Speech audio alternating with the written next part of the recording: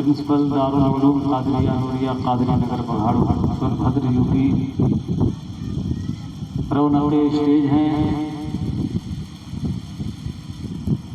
मेरे दोस्तों। हजरत की तकरीर आप बड़ी तवज्जो और पूरी दिलजमी व यकसुई के साथ समाअत करते हैं, लेकिन आज मैं देख रहा हूँ कि आप स्टेज से बहुत दूर बैठे हुए हैं। और जब मजमा स्टेज से बहुत दूर होता है तो फासला होने के बाद रिश्ता थोड़ा ख़त्म हो जाता है।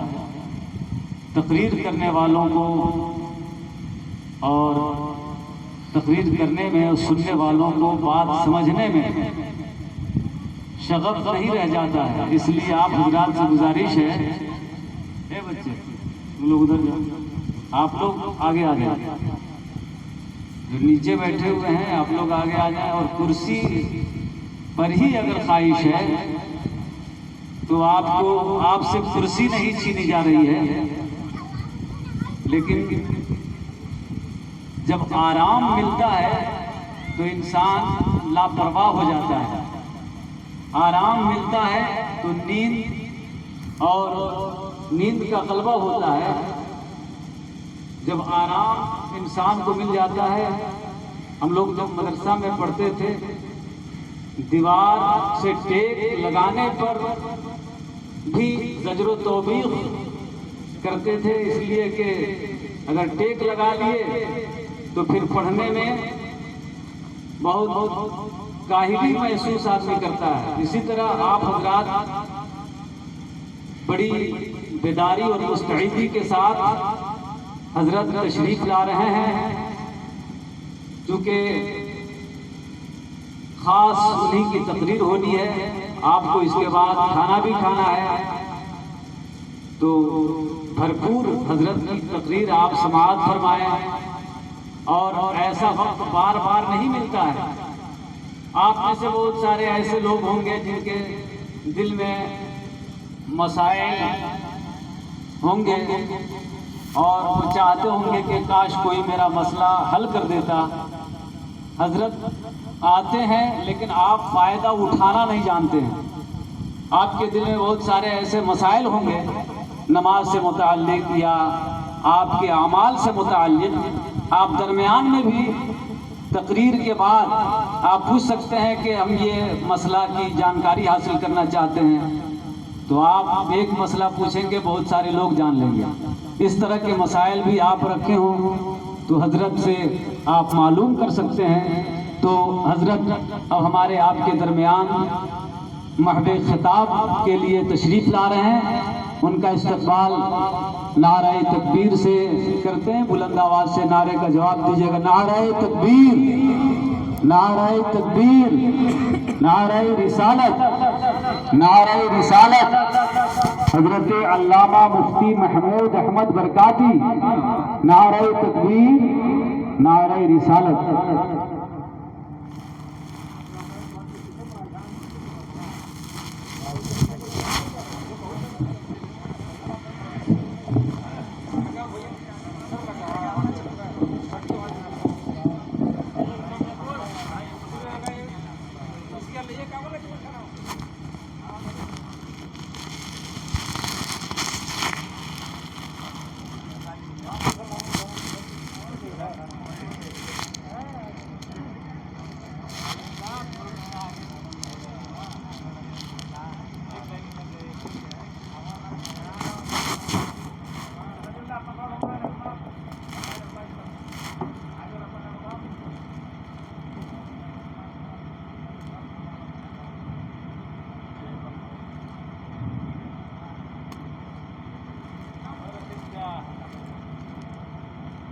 السلام علیکم ورحمۃ اللہ وبرکاتہ۔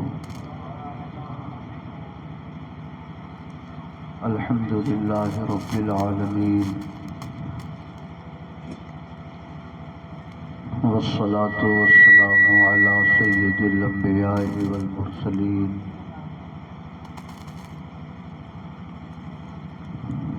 وعلى آله وصحبه أجمعين.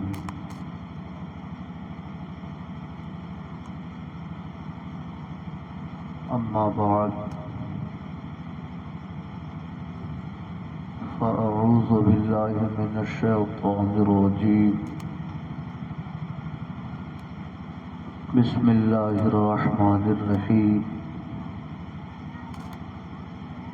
فاذكروني أذكركم واشكروا لي ولا تكفرون.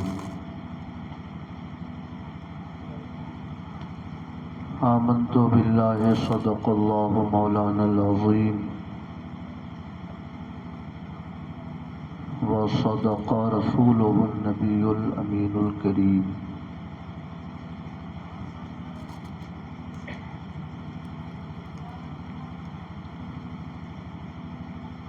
کتنی مشکل زندگی ہے، کس قدر آسان ہے موت. گلشن ہستی میں مانند نسیم ارزاں ہے موت. کل بے افلاس میں دولت کے کاشانے میں موت. دشت و در میں شہر میں گلشن میں ویرانے میں موت. موت کو سمجھے ہے غافل اختتام زندگی. موت کو سمجھے ہے غافل اختتام زندگی. ہے یہ شام زندگی صبح دوام زندگی. انتہائی احترام و عقیدت کے ساتھ اپنے آقا کے دربار گوہربار میں درود و سلام کی نظر پیش کیجیے. اللہم صلی علی سیدنا و مولانا محمد معدن الجود والکرم وعلی آلہ وصحبہ وبارک وسلم. صلاۃ و سلام علیک یا رسول اللہ.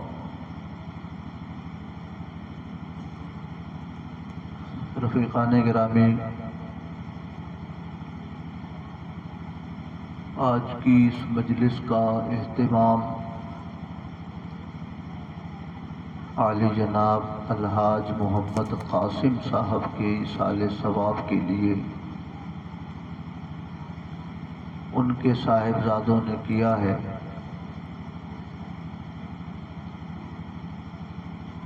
سال دو سال قبل، سال بھر قبل وہ اس دنیا سے رخصت ہوئے. دعا کیجیے اللہ رب العزت ان کی لغزشوں کو، ان کی کوتاہیوں کو معاف فرمائے. انہیں جنت الفردوس میں جگہ عطا فرمائے، اور قیامت کے دن ان کا اور ہم سب کا حشر اپنے محبوب پیغمبر کے غلاموں کی جماعت میں فرمائے.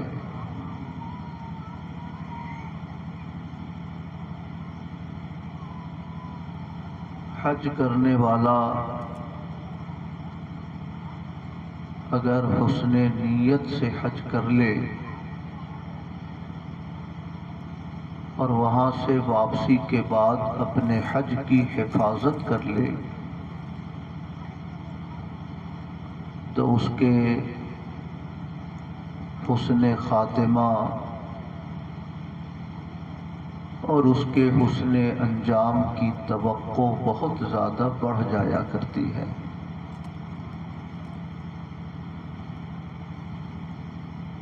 اللہ کے پیغمبر فرماتے ہیں الحج المبرور لہو لیس لہو جزاء الا الجنہ. جس کا حج قبول ہو جائے اس کی جزا صرف جنت ہے. جس کے حج کو اللہ قبول فرما لے اس کی جزا یہی ہے کہ اللہ پاک اسے جنت عطا فرماتا ہے.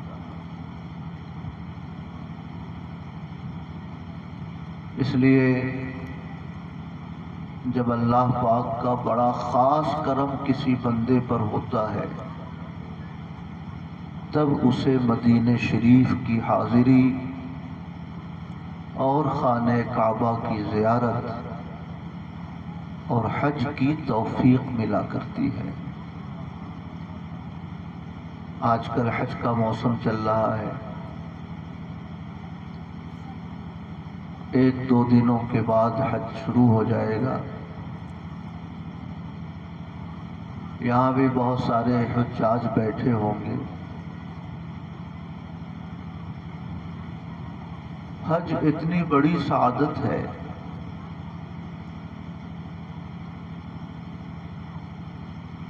کہ اعلیٰ حضرت امام احمد رضا خان قدس سرہ العزیز نے لکھا ہے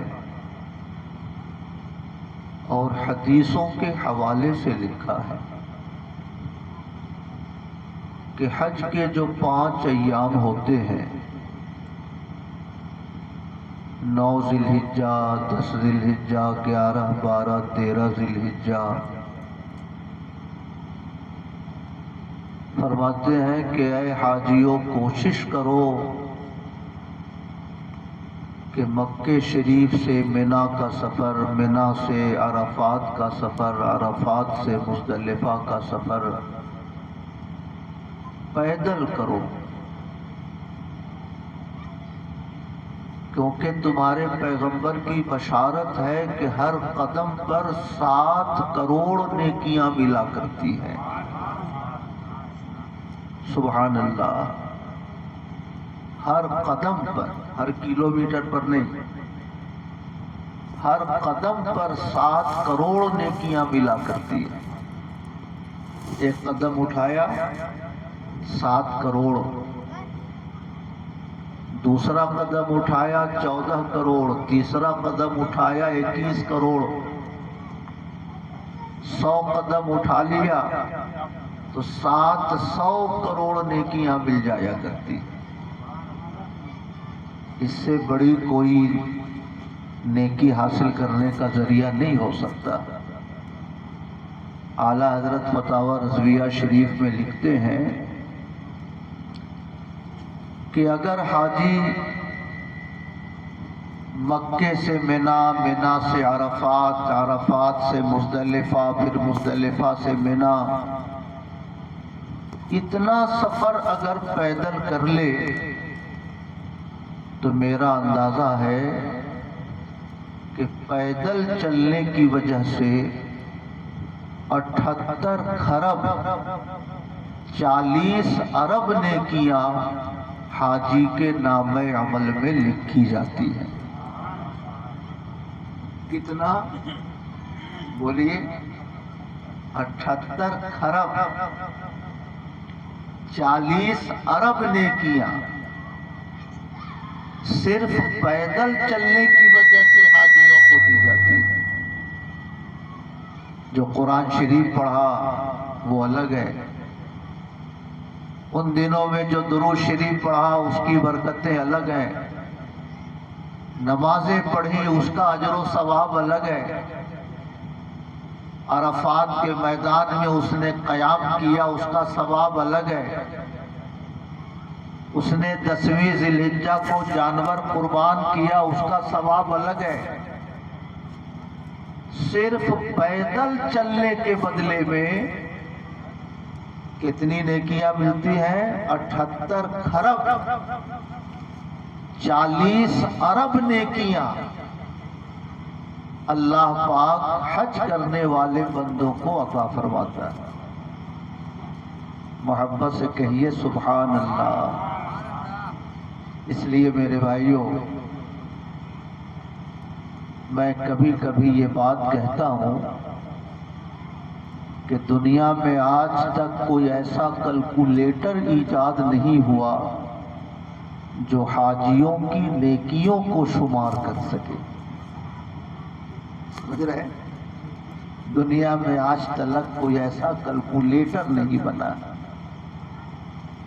جتنے کیلکولیٹر ہیں، کوئی 12 ڈیجٹ کا، کوئی 14 ڈیجٹ کا، کوئی 18 ڈیجٹ کا، اس سے زیادہ ڈیجٹ کے کیلکولیٹر عام طور سے نہیں بنتے ہیں۔ اب 78 खरब 40 अरब नेकियां लिखना हो तो दुनिया में ऐसा कोई कैलकुलेटर नहीं बना है। इसलिए दो चीजें हैं, हज करने वाला इखलास से हज करे, दिखावे का कोई जज्बा न हो, रियाकारी का कोई गुमान दिल में न हो। अल्हम्दुलिल्लाह कोई दिखावे के लिए 5 लाख नहीं खर्च करता है, दिखावा करने के लिए कोई इतना 40 दिनों का सफर नहीं करता है। इक्का दुक्का कोई कम नसीब हो तो मैं नहीं कह सकता, वरना अल्हम्दुलिल्लाह अक्सर हुज्जाज इखलास से ही हज करते हैं।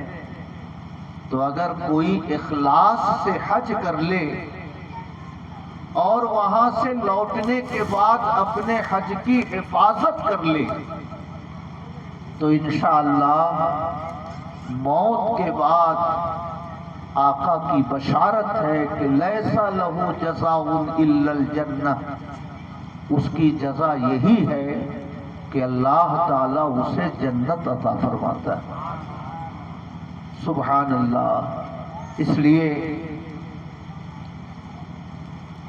बंगाल के इलाके में जब माँ बाप बूढ़े हो जाते हैं तो जमीन जायदाद अपने बच्चों में तकसीम कर देते हैं। इतनी जमीन तुम्हारी, इतनी जमीन तुम्हारी, इतनी जमीन तुम्हारी, मगर कुछ जमीन वो अपने पास रखते हैं।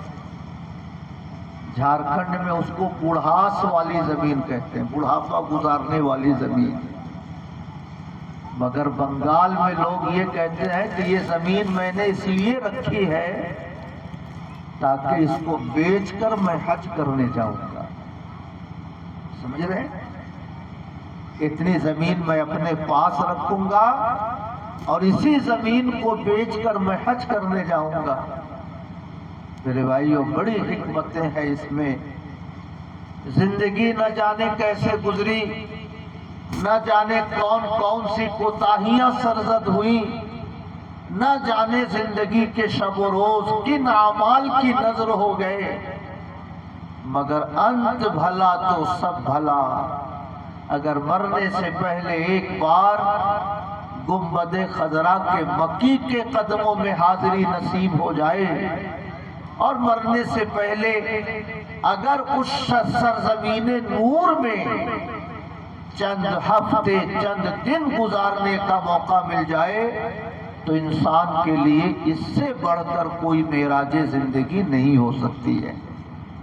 तो मैं अल्लाह के करम से तवक्को रखता हूँ कि अल्लाह पाक हाजी कासिम साहब का अंजाम बखैर फरमाएगा, उनके हज को कबूल फरमाकर अल्लाह पाक उनकी आखिरत की डगर को, आखिरत के सफ़र को आसान फरमाएगा और अल्लाह ताला उनके लिए जन्नतुल फिरदौस की बहारें उन्हें अता फरमाएगा। दुरूद शरीफ पढ़ी। अल्लाहुम्मा सल्लि अला सय्यदिना व मौलाना मुहम्मदिन मअदनिल जूद वल करम व अला आलिहि व सहबिहि व बारिक व सल्लिम सलातन व सलामन अलैका या रसूल अल्लाह। चूंकि बहुत बड़ी दौलत है,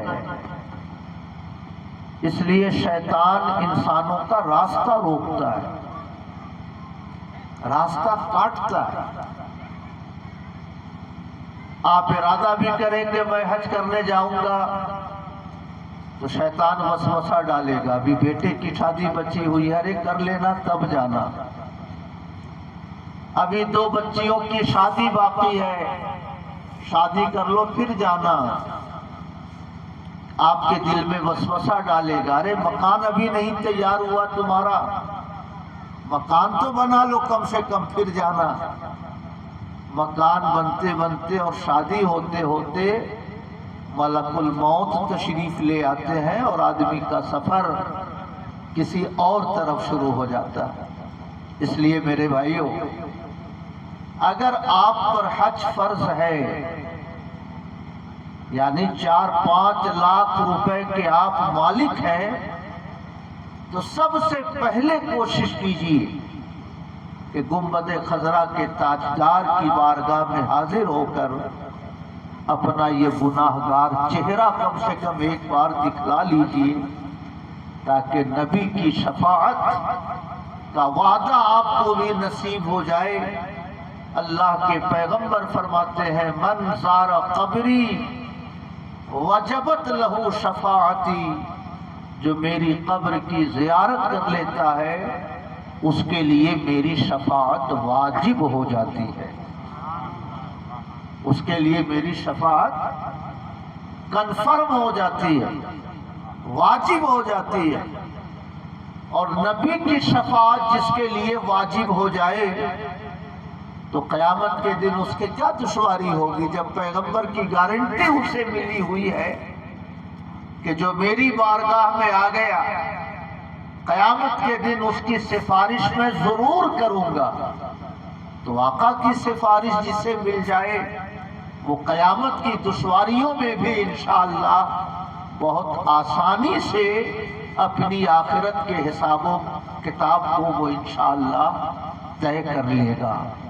اس لیے حج ضرور کریں، حج نہ صحیح عمرہ ضرور کریں،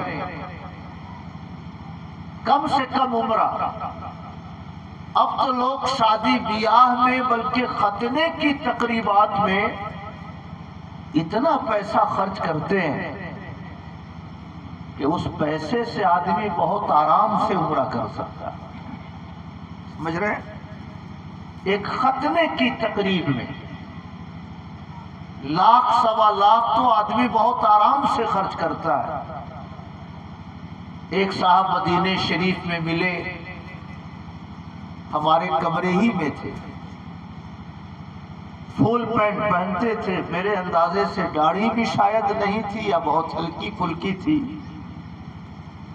تو ایک روز میں نے ان سے پوچھا کہاں سے تشریف لائے آپ؟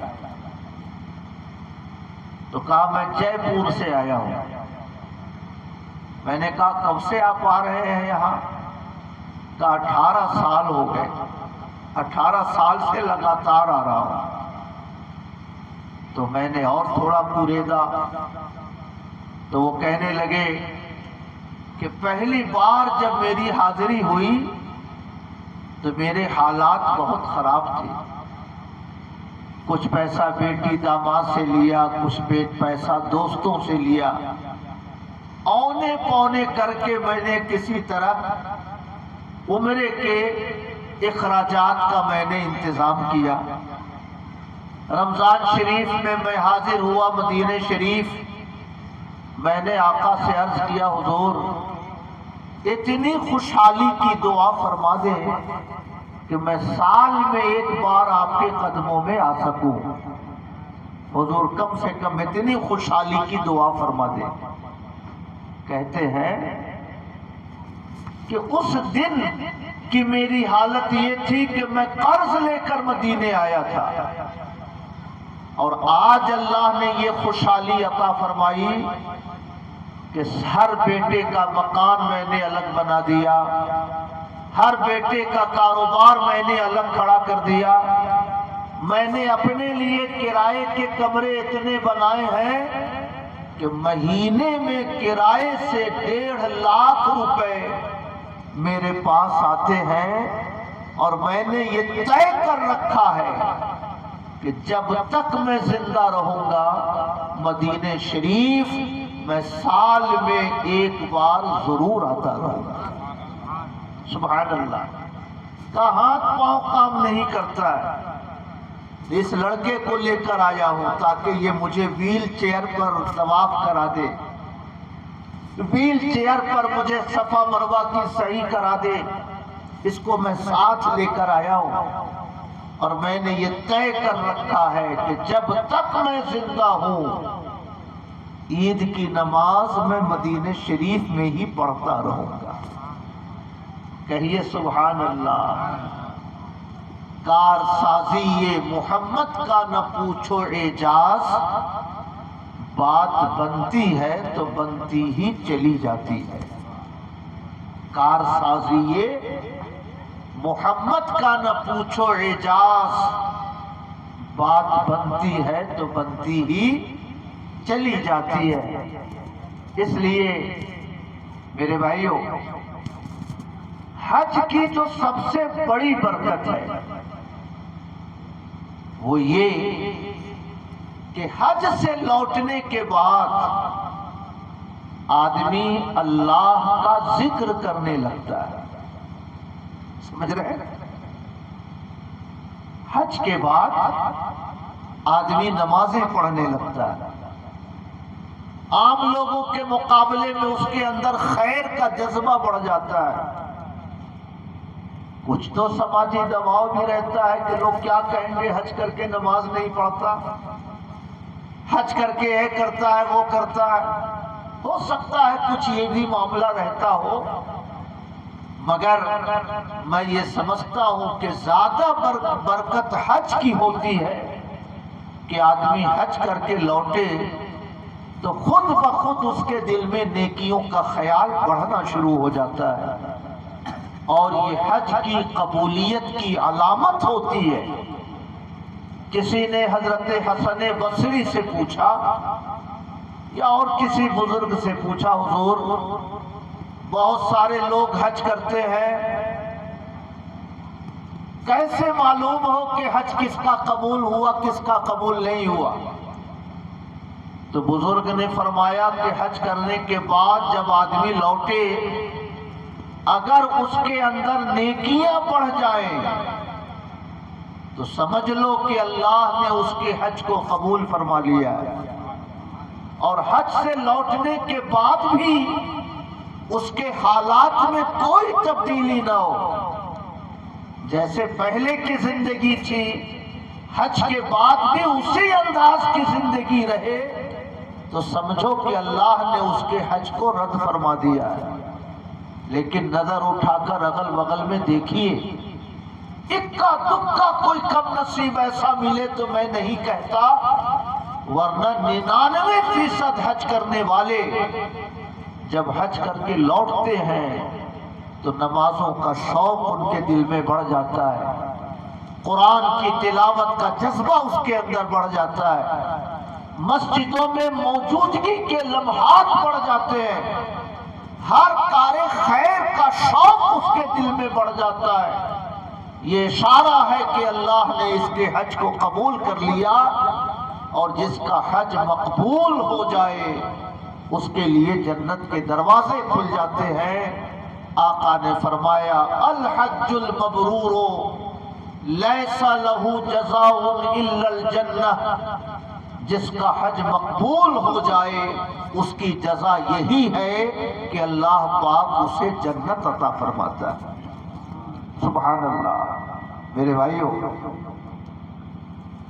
میں نے کیا کہا کہ حج کے بعد سب سے بڑی برکت یہ ملتی ہے کہ آدمی اللہ کا ذکر کرنے لگتا ہے، اور اللہ کا ذکر یہ کوئی معمولی چیز نہیں ہے۔ اللہ پاک فرماتا ہے فَاذْكُرُونِي، میرا ذکر کرو، اذکرکم، میں تمہارا چرچا کروں گا، میں تمہارا چرچا کروں گا۔ سبحان اللہ۔ اللہ پاک جس کا چرچا فرشتوں میں فرمائے، اللہ پاک جس کا چرچا ملائے اعلیٰ کے فرشتوں میں فرمائے، اس آدمی کی خوش نصیبی کا اندازہ کون لگا سکتا؟ میرے بھائیوں، میں آپ سے ایک مثال عرض کرتا ہوں۔ یہاں کے زیادہ تر لوگ حضور سراج ملت سے مرید ہیں، ہے نا؟ حضور شمس ملت سے مرید ہے۔ کسی سے بھی مرید رہیے مگر دین اور شریعت پر قائم رہیے۔ جو بیعت آپ کو نمازوں کے قریب نہ کر سکے گی، وہ بیعت آپ کی اخروی فلاح کی ضمانت بھی نہیں بن سکتی ہے۔ میری بات یاد رکھیے گا۔ تو جس سے بھی مرید رہیے مگر اللہ نے اگر سراج ملت حضور شمس ملت سے بیعت کا شرف دیا تو اللہ کا بہت بڑا کرم ہے، کیونکہ حضور سراج ملت بڑی باکمال شخصیت کا نام تھا۔ ایک بات ان کی عرض کر کے میں اصل موضوع پر آتا ہوں۔ ایک بار حضور حافظ ملت تشریف لے گئے اورنگ آباد کے علاقے میں، دیو یا رفیع گنج کے آس پاس کہیں تشریف لے گئے۔ عبید اللہ خان اعظمی بھی ساتھ میں تھے۔ تو جب خبر ملی کہ حضور حافظ ملت تشریف لائے ہوئے ہیں تو اس علاقے میں حضور حافظ ملت کے جو شاگرد علماء تھے وہ بھی ملاقات کے لیے آئے۔ تو 2-3 لوگ ملاقات کے لیے آئے۔ تو عبید اللہ خان اعظمی یا بیکل اتساہی انہی دونوں میں سے کوئی تھے حضور حافظ ملت کے ساتھ۔ تو جب ساتھیوں پہ نظر پڑی تو وہ ڈانٹنے لگے، حضور حافظ ملت کو علاقے میں آئے ہوئے 3 دن ہو گئے اور اب تک تم لوگوں کو کوئی خبر نہیں ملی، اب تک ملاقات کے لیے نہیں آئے، اب موقع ملا ہے آنے کا۔ 2 ساتھیوں میں جو بے تکلفی ہوتی ہے اس انداز میں وہ ڈانٹنے لگے، اور وہ دونوں تینوں چپ چاپ بیٹھے ہیں۔ یہ ڈانٹ رہے ہیں اور وہ چپ چاپ بیٹھے ہیں۔ تو بیکل صاحب کا غصہ اور بڑھتا گیا، کہا کچھ تو بولو، اب تو کہو کہ حضور میرے گھر تشریف لے چلیے، اب تو حضرت کو اپنے گھر لے جاؤ۔ پھر بھی چپ چاپ بیٹھے ہیں وہ لوگ۔ تو حضور حافظ ملت تعویذ لکھتے لکھتے انہوں نے سر اٹھایا اور فرمایا بیکل صاحب یہ کہاں لے جائیں گے آپ کے استاذ کو؟ سوراخ میں رکھیں گے یہ آپ کے استاذ کو؟ یہ دونوں جنات عالم ہیں، حضور سراج ملت سے یہ دونوں مرید ہیں اور میرے دونوں شاگرد ہیں، تو ان کا کوئی گھر ہو تب تو یہ لے جائیں آپ کو ملاقات کے لیے۔ یہ جنگل پہاڑ میں رہنے والے جنات ہیں، یہ آپ کو کہاں لے جائیں گے؟ کیوں ضد کر رہے ہیں کہ اپنے استاذ کو گھر لے چلو؟ کہیے سبحان اللہ۔ کیا سمجھ میں آیا؟ شاگرد ہیں حضور حافظ ملت کے اور مرید ہیں حضور سراج ملت کے۔ اس سے حضور حافظ ملت کی روحانی بصیرت کا بھی اندازہ ہوا کہ وہ پہچان لیتے تھے یہ انسان ہے یا جنات، اور اس سے حضور سراج ملت کے کمالات کا بھی اندازہ ہوا کہ صرف انسان نہیں بلکہ جنات بھی ان سے مرید ہوتے تھے اور ان سے بیعت ہونے کو وہ اپنے لیے شرف کی بات سمجھا کرتے تھے۔ کہیے سبحان اللہ۔ خیر، میں آپ سے یہ عرض کرنا چاہتا ہوں کہ آپ حضور سراج ملت سے مرید ہیں، اللہ تعالیٰ اس رشتہ غلامی کو باقی رکھے۔ آپ میں سے چند لوگ گئے بیت الانوار حضور سراج ملت سے ملاقات کے لیے۔ تصور کیجئے کہ حضور سراج ملت ظاہری زندگی میں باحیات تھے، ایسا مانیے۔ آپ حضرات گئے ملاقات کے لیے، حضور سراج ملت نے آپ سے ملاقات فرمائی، کسی کو مٹھائی کھانے کو دی، کسی کو سیب کھانے کو دیا، کسی کے سامنے زردے کی پلیٹ انہوں نے بڑھا دی، کسی کے سامنے روٹی اور گوشت کی پلیٹ بڑھا دی۔ حضور سراج ملت نے جتنے احباب ملاقات کے لیے تشریف لے گئے سب کی مہمان نوازی انہوں نے کی، لیکن اگر وہ پوچھ بیٹھے کہ میرا ایک غلام مولوی عبدالحفیظ تمہارے گاؤں میں رہتے ہیں، ان کو کیوں نہیں لائے؟ ان کو بھی ساتھ لیتے آنا چاہیے تھا۔ تو مولانا عبدالحفیظ کا نام سنتے ہی ہر آدمی کو رشک آئے گا۔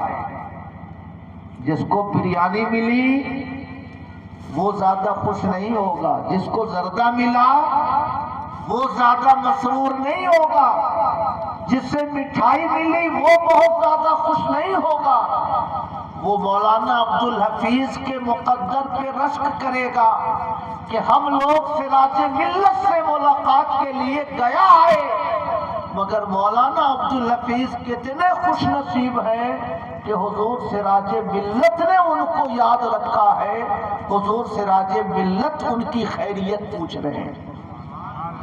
کہیے سبحان اللہ۔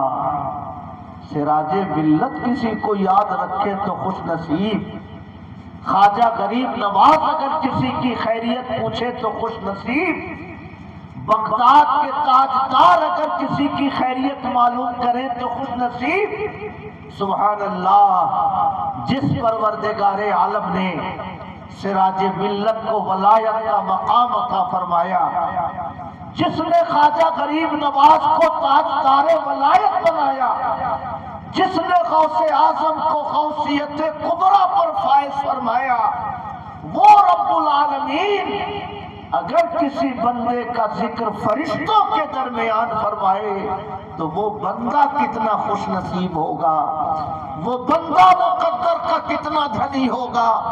اس لیے میرے بھائیوں، انجینئر بننے والے خوش نصیب نہیں ہوتے، ڈاکٹر بننے والے خوش نصیب نہیں ہوتے، بڑی جائیداد اکٹھی کرنے والے خوش نصیب نہیں ہوتے، اللہ جنہیں اپنے ذکر کی توفیق دیتا ہے وہ زیادہ خوش نصیب ہوتے ہیں، کیونکہ اللہ کا وعدہ ہے فَاذْكُرُونِی، تم میرا ذکر کرو، اذکرکم، میں تمہارا چرچا کروں گا۔ کہیے سبحان اللہ۔ اور میرے بھائیوں، جب اللہ کسی کا چرچا فرما دے تو جس نے دیکھا وہ بھی محبت کرنے لگتا ہے، اور جس نے نہیں دیکھا اس کے دل میں بھی اس کی محبت پیدا ہو جاتی ہے۔ سبحان اللہ۔ ہماری نئی نسل کے بہت سارے لوگ ایسے ہوں گے جس نے سراج ملت کو نہیں دیکھا، ہم میں سے کسی نے خواجہ غریب نواز کو نہیں دیکھا، ہم میں سے کسی نے غوث اعظم کو نہیں دیکھا، ہم میں سے کسی نے مخدوم اشرف سمنانی کو نہیں دیکھا، ہم میں سے کسی نے صدیق اکبر کو نہیں دیکھا، مگر ہم کیوں محبت کرتے ہیں، ہم کیوں نیاز ان بزرگوں کے لیے پیش کرتے ہیں، اپنے گھروں میں ان کی عقیدتوں کا چراغ کیوں جلاتے ہیں؟ اللہ نے چرچا فرما دیا ہے۔ حضرت جبریل کو حکم دیتا ہے اللہ، اے جبریل اہل عالم میں اعلان کر دو کہ میں فلاں بندے سے محبت کرتا ہوں، اے دنیا والوں تم بھی ان سے محبت کرو۔ جب حضرت جبریل کا یہ اعلان ہو جاتا ہے تو جس نے دیکھا وہ بھی محبت کرنے لگتا ہے، اور جس نے نہیں دیکھا اس کے دل میں بھی اس کی محبتوں کا چراغ خود بخود روشن ہو جایا کرتا ہے۔ سبحان اللہ۔ فَاذْكُرُونِی اذکرکم، میرا ذکر کرو میں تمہارا چرچا کروں گا۔ حج کی یہ سب سے بڑی برکت ہے کہ آدمی اللہ کا ذکر کرنے لگتا ہے، نمازیں پڑھنے لگتا ہے، روزہ رکھنے لگتا ہے، کارہائے خیر میں سبقت کرنے لگتا ہے، اور جسے اللہ کے ذکر کی توفیق مل جائے وہ دنیا کا سب سے خوش نصیب انسان ہوتا ہے۔ اللہ تعالی جب کسی بندے سے خوش ہوتا ہے تو اس کی زبان پر، اس کے دل میں اپنے ذکر کا نور پیدا کر دیتا ہے، اس کی زبان اور اس کے دل میں اپنے ذکر کو جاری فرما دیا کرتا ہے۔ درود شریف پڑھیں، اللہم صلی علی سیدنا و مولانا محمد معدن الجود والکرم وعلی آلہ وصحبہ وبارک وسلم صلاۃ و سلام علیک یا رسول اللہ۔ ایک صحابی آئے حضور کی خدمت میں، عرض کیا حضور شریعت کے احکام بہت بڑھ گئے، شریعت کے احکام بہت زیادہ ہو گئے، تو میں سمجھ نہیں پا رہا ہوں کہ کیا کروں کیا نہ کروں۔ ان کی گزارش کی منشا یہی تھی کہ حضور شریعت کے احکام بہت بڑھ گئے، تو کوئی ایسی چیز بتا دیجئے کہ میں جس کو مضبوطی سے پکڑے رہوں۔ سمجھ رہے ہیں؟ کوئی ایسی چیز بتا دیجئے جس کو میں آسانی سے کر سکوں، مضبوطی سے پکڑے رہوں۔ تو اللہ کے پیغمبر نے فرمایا لا یزال لسانک رطبا بذکر اللہ، کوشش کرو کہ تمہاری زبان پر اللہ کا ذکر ہمیشہ جاری رہے۔ سبحان اللہ، اٹھو تو کہو سبحان اللہ، بیٹھے تو کہو الحمدللہ، سونے لگو تو کہو لا الہ الا اللہ، اٹھتے بیٹھتے چلتے پھرتے کاروبار کرتے کاشتکاری کرتے ہوئے ہر لمحے اپنی زبان پر اللہ کا ذکر جاری رکھو۔ یہ تمہارے لیے سب سے آسان اور سب سے قیمتی نعمت ہے، اپنی زبان پر اللہ کے ذکر کو جاری رکھو۔ کہیے سبحان اللہ۔ اور میرے بھائیوں، آج کل عید الاضحیٰ کا مہینہ چل رہا ہے۔ اللہ پاک نے ان دنوں کی اہمیت ظاہر فرمانے کے لیے قرآن میں قسم ذکر فرمائی ہے۔ والفجر، قسم ہے اس صبح کی، یعنی ذی الحجہ کا جب دن شروع ہو، قسم ہے اس صبح کی۔ ولیال عشر، قسم ہے 10 راتوں کی۔ والشفع والوتر، قسم ہے جفت کی اور طاق کی۔ کچھ مفسرین نے فرمایا کہ 10 راتوں سے مراد محرم کی شروع کی 10 راتیں ہیں۔ کچھ مفسرین نے فرمایا کہ 10 راتوں سے مراد رمضان کی آخری 10 راتیں ہیں، مگر حضرت عبداللہ ابن مسعود نے فرمایا، حضرت عبداللہ ابن عباس نے فرمایا کہ 10 راتوں سے مراد ذی الحجہ کی 10 راتیں ہیں۔ بلکہ حضرت عبداللہ ابن عباس نے یہ بھی فرمایا کہ ان 10 دنوں میں جو روزہ رکھتا ہے، ہر روزہ کے بدلے اسے 1 سال کے روزے کا ثواب ملتا ہے، اور جو ان راتوں میں اللہ کی عبادت کرتا ہے اسے روزانہ شب قدر کی عبادت کا ثواب ملا کرتا ہے۔ سبحان اللہ۔ والفجر، قسم ہے اس صبح کی۔ ولیال عشر، قسم ہے 10 راتوں کی۔ اس لیے اللہ کا ذکر ہمیشہ کرو، لیکن ان دنوں میں جو فضیلت والے دن ہیں، اگر اللہ کا ذکر کثرت سے کرو تو انعام یہ ملے گا کہ تم زمین پر اللہ کا ذکر کرو گے، اللہ پاک فرشتوں کی جماعت کے درمیان تمہارا چرچا فرمائے گا، تمہارے کارہائے خیر پر اللہ پاک اپنی خوشیوں کا اظہار فرمائے گا۔ میرے بھائیوں، مگر ذکر کی راہ میں جو سب سے بڑی رکاوٹ ہے وہ چوک چوراہے ہیں۔ کیا ہے؟ چوک چوراہوں پر بیٹھنا، چائے پینا، ادھر ادھر کی گفتگو کرنا، یہ سب سے بڑی رکاوٹ اللہ کے ذکر میں ہے۔ اس لیے میرے بھائیوں، فجر کی نماز پڑھ کے چوراہوں کی طرف مت بھاگو، چائے خانوں کی طرف قدم مت بڑھاؤ، اپنے کمرے میں بیٹھے رہو۔ قرآن پڑھنا آتا ہو تو قرآن پڑھو، قرآن نہیں پڑھنا آتا قل ہو اللہ احد 100-200 بار پڑھو، وہ بھی پڑھنا نہیں آتا درود شریف 100-200 بار پڑھو، وہ بھی پڑھنا نہیں آتا لا الہ الا اللہ پڑھو، مگر صبح کے وقت کو چوراہوں پہ نہ گزارو، کیونکہ چوراہوں پہ جو تمہارا وقت گزرتا ہے وہ تمہاری نیکیوں کی بربادی کا سبب بن جایا کرتا ہے۔ سمجھ رہے میرے بھائی؟ یہ فتنہ ہر جگہ ہے. جہاں نماز فجر ختم ہوئی لوگ اٹھتے ہیں اور برش کیے بغیر چوراہوں پہ پہنچ جاتے ہیں. اور وہاں پہ گفتگو کیا ہوتی ہے؟ گفتگو یہ نہیں ہوتی کہ عشاء کی نماز میں 17 رکعت ہے.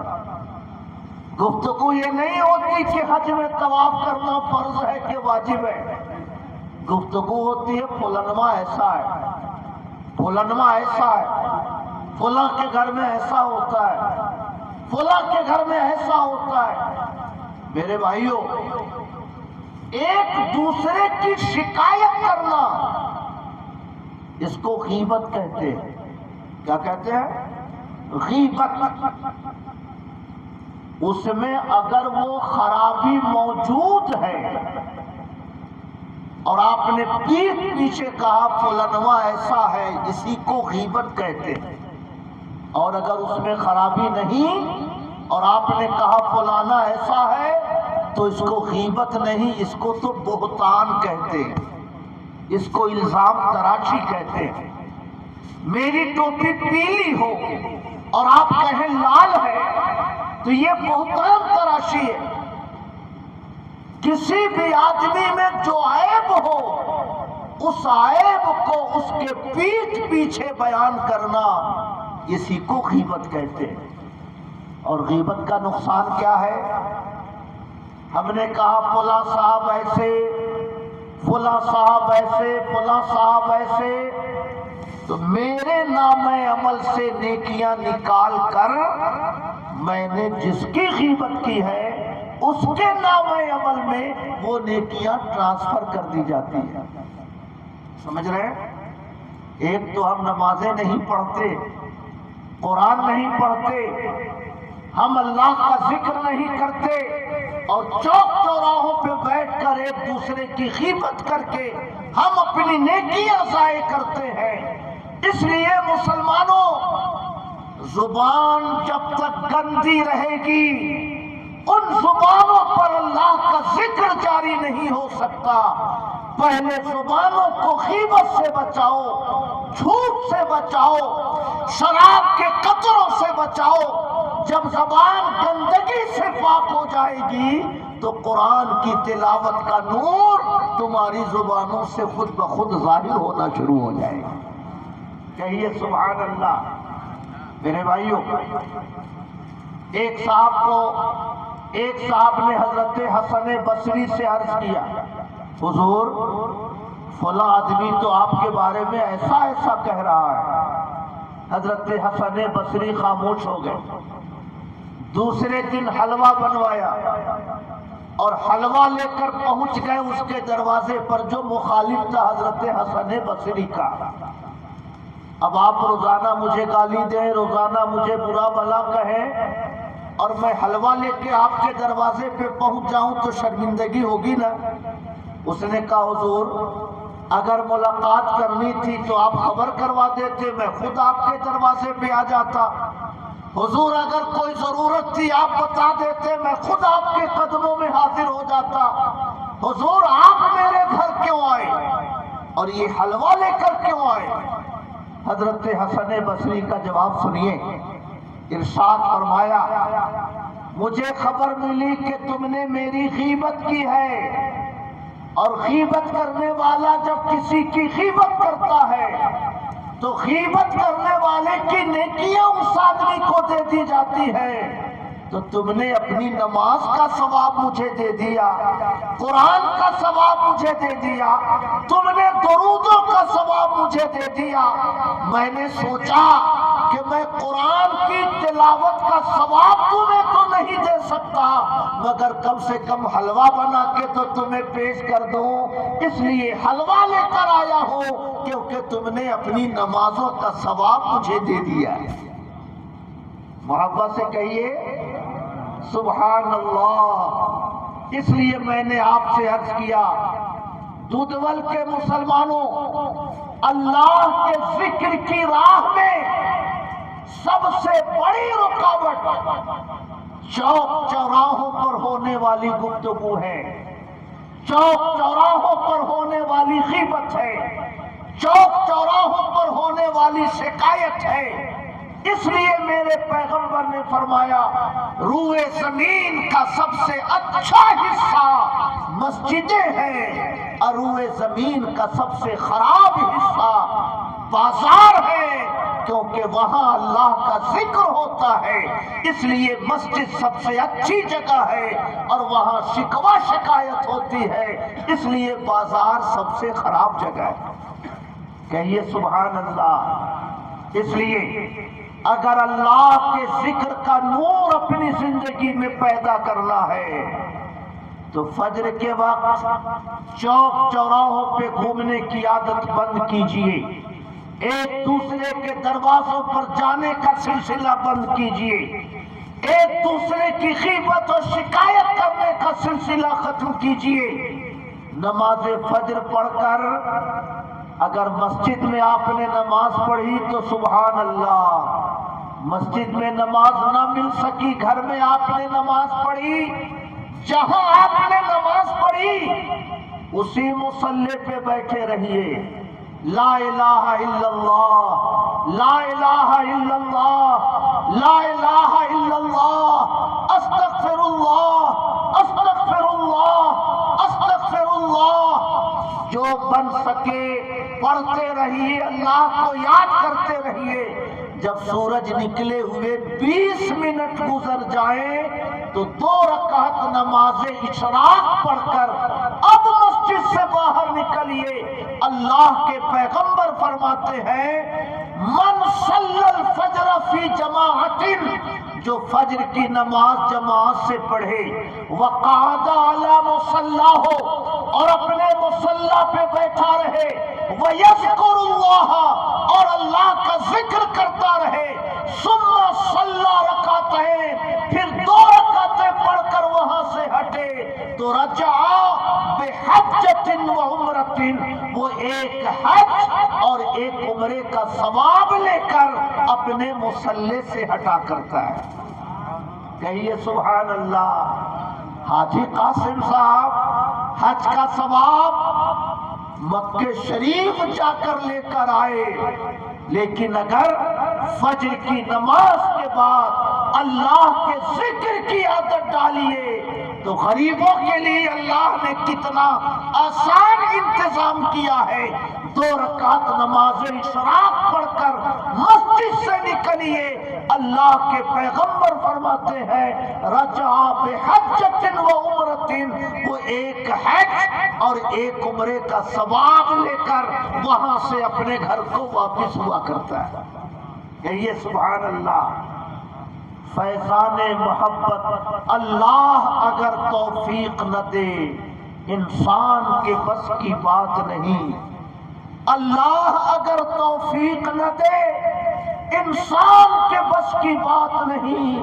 عرفان محبت عام ہے لیکن فیضان محبت عام نہیں۔ آپ کے دل میں شیطان وسوسہ ڈالے گا، فلانے سے ملنا ہے چلیے، گڑھوا جانا ہے چلیے، بیٹے کی دوا لانی ہے چلیے، مہرارو کہیں ناراض نہ ہونے لگے چلیے، فلاں صاحب کو چائے پلانی ہے چلیے۔ شیطان وہاں سے آپ کو ہٹانا چاہے گا، بھگانا چاہے گا۔ اسے لگتا ہے کہ کہیں اللہ کا ذکر کر کے حج کا ثواب نہ حاصل کر لے، عمرہ کا ثواب نہ حاصل کر لے، اس لیے وہ آپ کے دل میں وسوسہ ڈال کر وہاں سے ہٹانا چاہے گا۔ مگر آپ اس سے کہیے دوا لانی ہے آدھے گھنٹے بعد لاؤں گا، بیوی کی فرمائش پوری کرنی ہے آدھے گھنٹے بعد پوری کروں گا، کاروبار کرنا ہے آدھے گھنٹے بعد کروں گا۔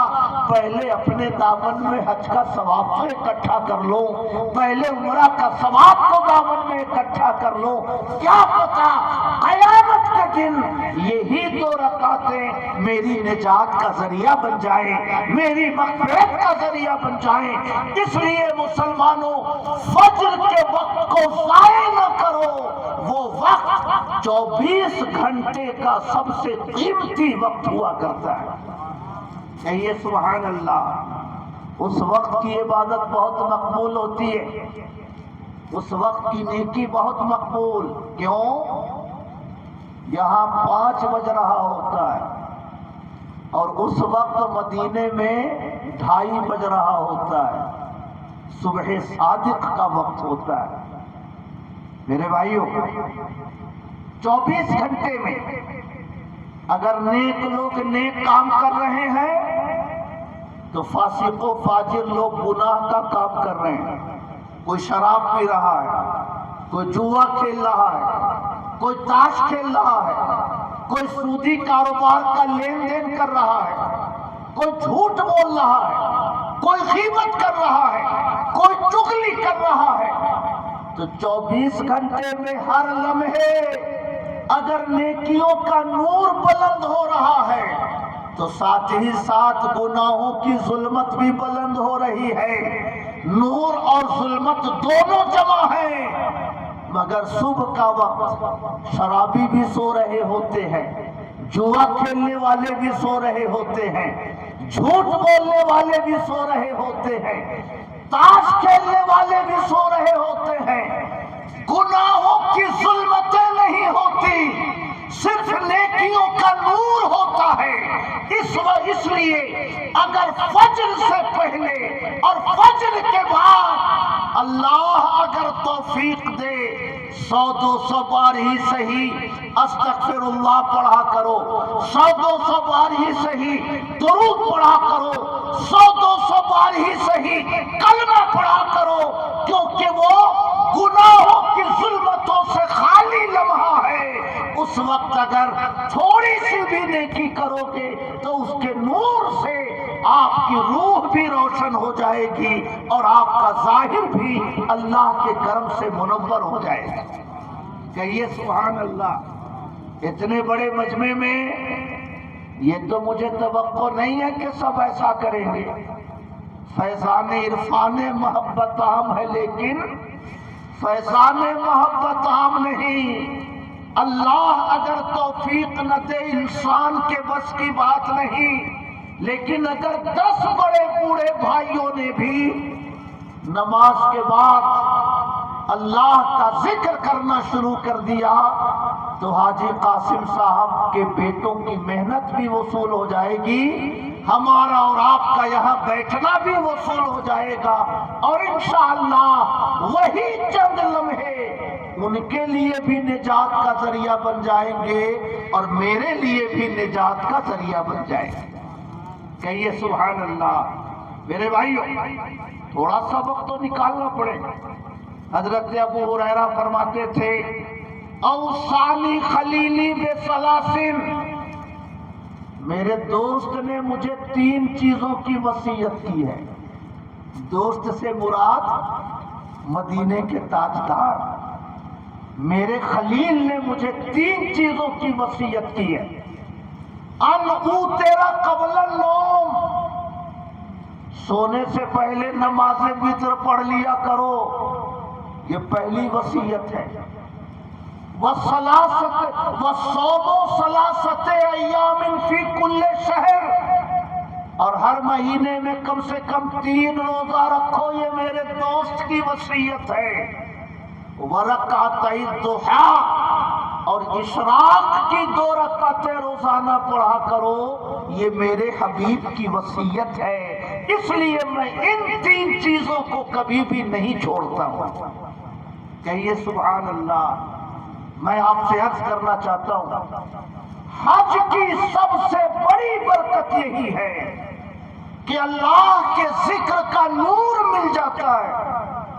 انسان کے دلوں میں اللہ کے ذکر کی لذت پیدا ہو جاتی ہے، اور آدمی اگر برے اخلاق و اطوار کا شکار نہ ہو، حج کو بچا کر لے جائے تو اللہ کے پیغمبر کی وہ بشارت اس کا استقبال کر رہی ہوتی ہے.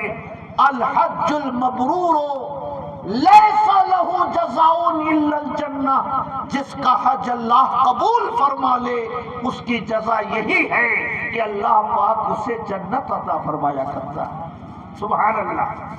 میرے بھائیو، فجر کی نماز کے بعد سب سے پہلا کام استغفار پڑھیے. کیا پڑھیے؟ استغفار پڑھیے. سب سے مست، سب سے امپورٹنٹ کام استغفار. کپڑے میں اگر گندگی لگی ہو اور مولانا خالد صاحب اس پر پریس کرتے جائیں، کپڑے میں چمک آئے گی؟ نہیں نہ آئے گی. آم کا دھبا لگا ہو، کیلے کا نشان لگا ہو، مٹھائیوں کا ارد گرا ہو، شوربے کا نشان پاجامے پر ہو اور مولانا خالد اس پر پریس کرتے چلے جائیں، کوئی فرق نہیں پڑے گا. دیکھنے والا کہے گا مولانا پریس بعد میں کیجئے گا، پہلے دھبا مٹائیے. جب تک دھبا باقی رہے گا کپڑے میں چمک پیدا نہیں ہو سکتی ہے. سبحان اللہ.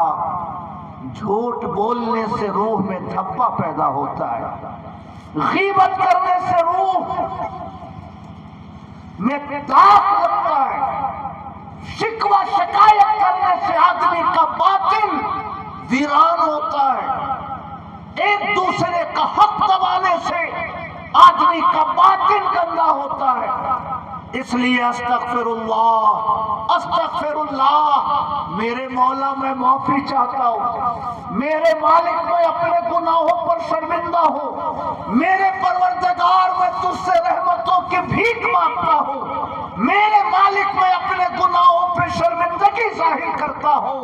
استغفار پڑھتے جائیے گا، گناہوں کا دھبا مٹتا جائے گا. جب گناہوں کے دھبے مٹ جائیں گے تو معمولی سا بھی عمل خیر کیجئے گا تو آپ کی روح میں چمک پیدا ہوگی، آنکھوں میں چمک پیدا ہوگی، زبان سے خوشبو محبت نکلے گی، آپ کا وجود اسلام کی چلتی پھرتی تصویر بن جائے گا. اس لیے سب سے پہلا کام استغفار ہے تاکہ باطن کی گندگیوں سے آپ کا وجود پاک و صاف ہو سکے. کہیے سبحان اللہ. یا جتنے لوگ بیٹھے الحمدللہ اہل سنت میں سے ہیں، تو اب عقیدوں کی بات کیا کروں. اہل سنت کو اللہ نے 1000% حق عقیدہ عطا کیا ہے. کوتاہیاں اہل سنت میں عمل کی ہے، نمازیں نہیں پڑھتے، قرآن نہیں پڑھتے. اس لیے جس آبادی میں اہل سنت ہو وہاں عقیدہ اصلاح اعمال پر ہونا چاہیے، اور جہاں آبادی مشکوک ہو وہاں گفتگو اصلاح عقیدہ پر ہونی چاہیے. میں آپ سے اس لیے اعمال کی گفتگو کر رہا ہوں کیونکہ بزرگوں کی بارگاہوں کے صدقے میں عقیدہ اچھا ملا، اعمال کو تھوڑا سا بہتر بنا لے تاکہ آخرت کا سفر آسان ہو جائے. کہیے سبحان اللہ. میں حضرت علی مرتضیٰ کا وہ ارشاد سنانا چاہتا ہوں. حضرت علی نے فرمایا، اے لوگو، اللہ نے 2 امان تمہیں عطا فرمایا تھا. کیا فرمایا تھا؟ 2 امان. عذاب سے بچنے کے لیے اللہ نے 2 امان تمہیں عطا فرمایا تھا. ایک امان مصطفیٰ کی ذات تھی، وہ نعمت تو تمہارے ہاتھوں سے چھن گئی. دوسرا امان استغفار ہے، اس لیے استغفار کرتے رہو. عذاب سے امان میں رہو گے، مصیبتوں سے امان میں رہو گے. اور حضرت علی نے قرآن کی آیت پڑھی، ما کان اللہ لیعذبہم وانت فیہم. اللہ کی یہ شان نہیں ہے کہ وہ ان کافروں کو عذاب میں ڈالے. وانت فیہم، اے پیغمبر جب تک آپ ان کے بیچ میں ہیں، پیغمبر جب تک آپ ان کے بیچ میں ہیں اللہ ان کو عذاب میں نہیں ڈالے گا. تو پہلا امان تو مصطفیٰ کی ذات تھی، مگر وہ نعمت تمہارے ہاتھوں سے نکل گئی. دوسرا امان کیا ہے؟ اللہ پاک اسی آیت میں فرماتا ہے، وَمَا كَانَ اللَّهُ مُعَذِّبَهُمْ وَهُمْ يَسْتَغْفِرُونَ.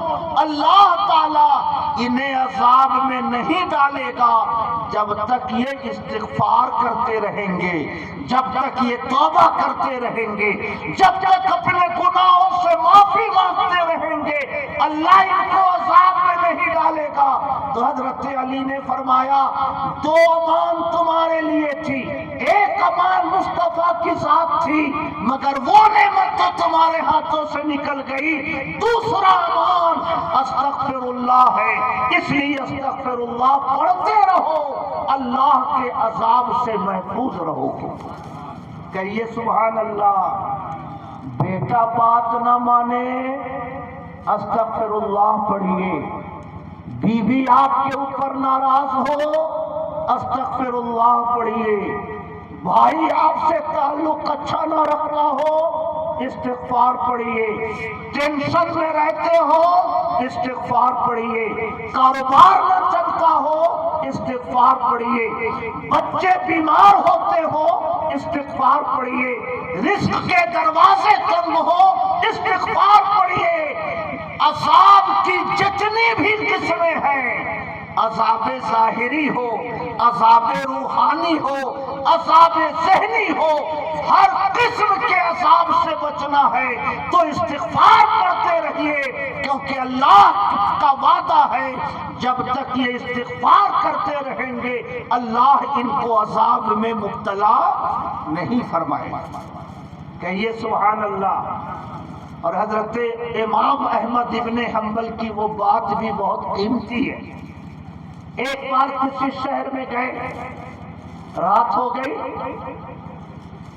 ٹھہرنے کی جگہ کی تلاش شروع ہوئی، تلاش کرتے کرتے پہنچ گئے ایک آدمی کے پاس، کہا میں رات گزارنا چاہتا ہوں، کل میں چلا جاؤں گا اپنے گھر۔ کہا حضور ٹھہریے۔ اب وہ روٹی بناتا تھا، کیا کرتا تھا؟ روٹی بناتا تھا، پکاتا تھا، صبح کو بیچتا تھا۔ اب روٹی گوندے تو استغفر اللہ، روٹی بیلے تو استغفر اللہ، چولہے میں ڈالے تو استغفر اللہ، اٹھے تو استغفر اللہ، بیٹھے تو استغفر اللہ، ہر کام میں استغفر اللہ۔ تو امام احمد ابن حنبل نے پوچھا کہ یہ اٹھتے بیٹھتے استغفر اللہ پڑھتے ہو، کچھ فائدہ ملا اس کا؟ اس نے کہا حضور میرا سب کام اسی سے ہو جاتا ہے، میری ہر آرزو اسی سے پوری ہو جاتی ہے، اس لیے میں ہر کام میں استغفار پڑھتا ہوں۔ ہاں ایک بات ہے جو اب تک پوری نہ ہو سکی، میرے دل میں آرزو تھی کہ امام احمد ابن حنبل سے ملاقات ہو جائے، میرے دل میں تمنا تھی کہ امام احمد ابن حنبل کو میں دیکھ لوں، یہی وہ تمنا ہے جو آج تک پوری نہ ہو سکی۔ امام احمد ابن حنبل نے مسکرا کے فرمایا اللہ نے استغفار کی برکت سے آج تمہاری یہ بھی آرزو پوری کر دی ہے اور احمد ابن حنبل تمہارے سامنے کھڑا ہے۔ کہیے سبحان اللہ۔ میرے بھائیوں، اس لیے فجر کے بعد سب سے پہلا کام کیا ہے؟